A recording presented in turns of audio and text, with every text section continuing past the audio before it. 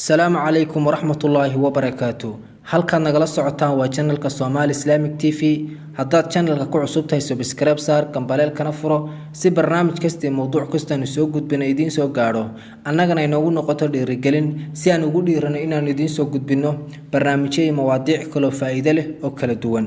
Allah subhanahu wa ta'ala wuxuu leeyahay أعوذ بالله من الشيطان الرجيم وقضى ربك ألا تعبدوا إلا إياه وبالوالدين إحسانا إما يبلغن عندك الكبر أحدهما أو كلاهما فلا تقل لهما أف ولا تنهرهما وقل لهما قولا كريما واخفض لهما جناح الذل من الرحمة وقل رب ارحمهما كما ربياني صغيرا.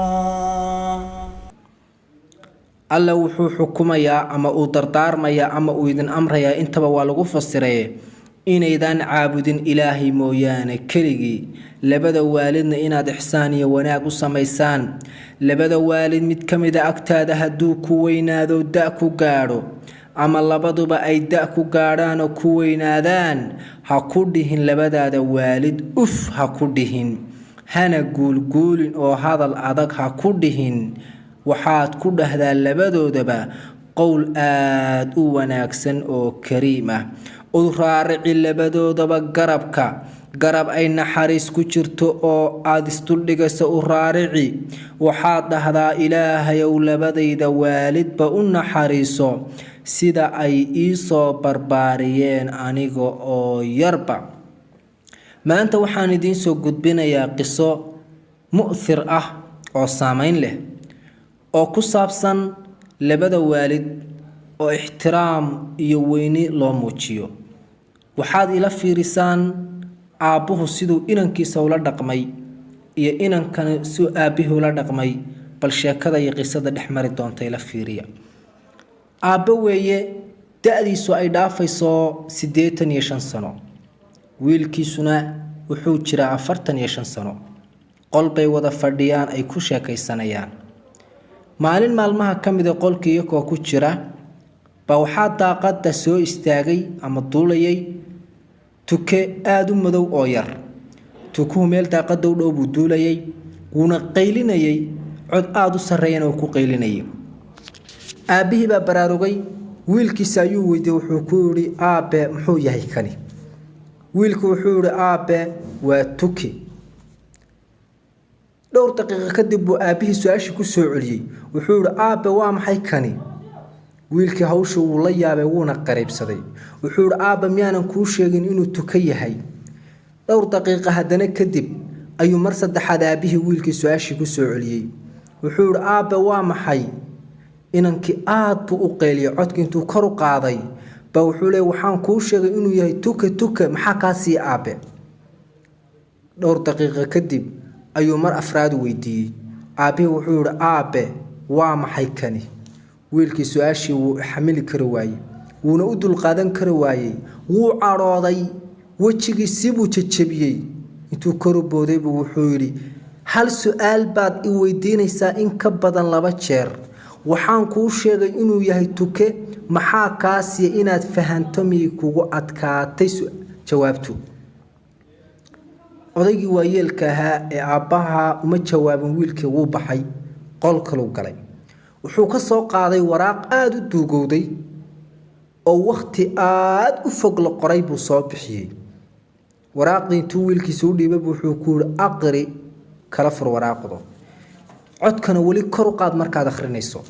inankii waraaqdii buu kala furay wuuna akhriyay maxaa ku qornaa. waxaa ku qornaa maanta waxaad dhamaystiratay 3 sano marba tallaabo iyo haraati yar baad ugu dhufanaysaa wiilkaygiiyo. beerta ayaynu dhex joognaa tuka ayaa beerta ka qayliyo ka ciyay. waxaad weydiisay aabba waa maxay tukahani. waxaan kuu sheeg waxaad weydiisay aabba waa maxay bahalkani. waxaan kuu sheegay inuu tukan yahay su-aasha laftigeedii baad igu soo celisay 23 jeer baad i weydiisay oo mar walba aad igu lahayd aabba waa maxay bahalkani 23 jeer baan kuu jawaabay oo aan mar walba kugu lahaa aabba waa tuko waan ku xanaaneeyay waan ku dhunkaday kadibna waan kuu qoslay waynu baxnay beertii baana ka baxnay waa daashay kadibna waan ku xambaaro waan ku qaaday ilaa aan gurigii ku geeyay wuxuu yiri wiilkaygiiyo taariikhda ma xasuusataa inankii waraaqda u soo akhriyay abi wuxuu yiri taariikhda ma xasuusataa 3 jir baad ahayd 23 jeer baad i weydiisaan kuu jawaabay 4 jeer baad u dulqaadan kar weyday maantaan ku weydiiyay tukaa shalay 23 jeer weydiinaysay waa qiso inooga waramaysa waalidka iyo ilmihiisa